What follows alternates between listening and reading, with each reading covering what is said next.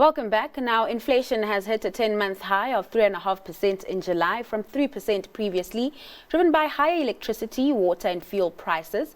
On the upside, it's still within the SARB's 3 to 6% target range, and on the downside, it does diminish chances of another rate cut next month. Koketso Mano, senior economist at FNB, joins us with her analysis of the print and what it may suggest for the interest rate trajectory moving forward. Koki, thanks so much for your time this afternoon. So 3.5% in line with expectations, but is it a cause of concern considering Governor Lesetja Kganyago's commentary in last month's MPC meeting? Certainly, and thank you so much for having me. I guess what these numbers really highlighted for me, looking at the detail, was how important these administered costs are, in the broader inflation dynamic. So when you see these utility costs coming in, which they traditionally do in the months of July and August, we're seeing once again how much higher they are compared to headline inflation, right? So electricity over 10%. We also saw, for example, if you include the broader utilities costs, you will see that inflation number is around 8%, well above the 3.5% that we're currently seeing in headline inflation. As a matter of fact, if you were to exclude these utility costs, you might have had inflation remaining at around that 3% number. So it is very important, and I think it highlights some of the structural issues that still need to be catered for when you want to shift to a lower target. And with that in mind, right, we're seeing the structural issues at play, but we're also seeing some volatility playing out, particularly when it comes to food price inflation. Beef prices still coming in higher, and we are seeing the foot and mouth disease really weighing on that sector. How concerned are you about that, considering that it doesn't seem like we're getting a handle of that situation, which means we'll continue to see these beef prices going higher and higher? We are very concerned. We are very concerned about these dynamics around biosecurity issues and how they are affecting agricultural output. I guess going in the latter part of last year, we would have been more worried about cereals coming into this year, but it's seemingly meat inflation is what's actually driving those headline food numbers that we tend to look at.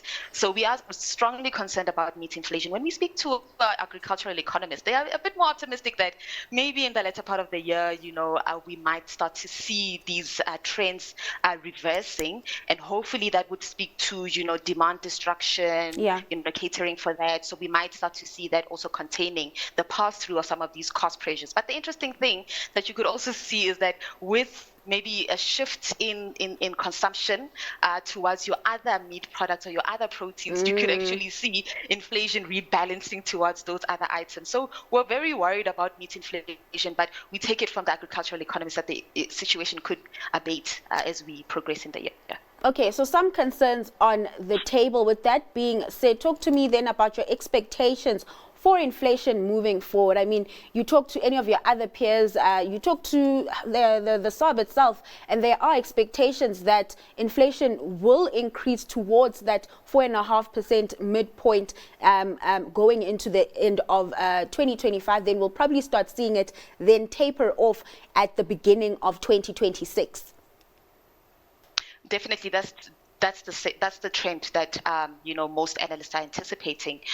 Most of it, I have to stress, is the fading of positive base effects, right? Okay. So we tend to look at inflation in year-on-year terms. So when you compare to last year, when we had lower levels of, when you look at the index level, you would have had, lower inflation coming into this year, but we see now those base effects coming out of the system, and that's why we're seeing this trend of rising inflation going into the later part of 2025. It is not really an underlying or demand-driven inflation issue. As I said, we could actually see food inflation starting to, slow a little bit. Okay. Oil price and rand dynamics remain positive. So there isn't going to be a lot of monthly momentum or pressure. It is mostly those fading base effects that are going to come through. And what does this mean then for monetary policy moving forward? Are we at the end of the 2025 cutting cycle? Are we at a pause moment like the Fed at the moment? So coming out of the last MPC meeting, right, in July, which was last month, we would have seen, right, the MPC is projecting the fact that they could continue to cut interest rates, especially with inflation moving more in line with the new objective, right? So that's still something that is a positive. We think it's not a near-term story, but rather a medium-term story. So in the near term, the MPC still has to do a little bit of work of guiding expectations. You and I, in terms of how we think about future inflation, we still need to be convinced about this 3%, right? Especially in context of the numbers that we received today. If you're paying over 10% increase in electricity, are you going to accept 3% on your wages? So those are just some of the dynamics that I think the MPC still needs to grapple with, maybe over the next year or so. So once we start to see inflation moving more sustainably in line with that 3% target, then you start to get the interest rates coming through once again. That might be something that happens towards the later part of 2026 or going into 2027. But either way, the message is in the near term, you probably still have monetary policy remaining put, right? Interest rates will be relatively restrictive on the economy. And then, so take it as a pause. And then maybe in the later part of 2026, going into 2027, we might see a resumption of the cutting cycle, if you want to see it. Crossing fingers and toes. You know, I'm one that really, really hopes for rate cuts, like many other South Africans. Everyone. Cookie, thanks so much for your time and taking us through that inflation print this afternoon. Now that was senior economist at FNB, Koketso Mano.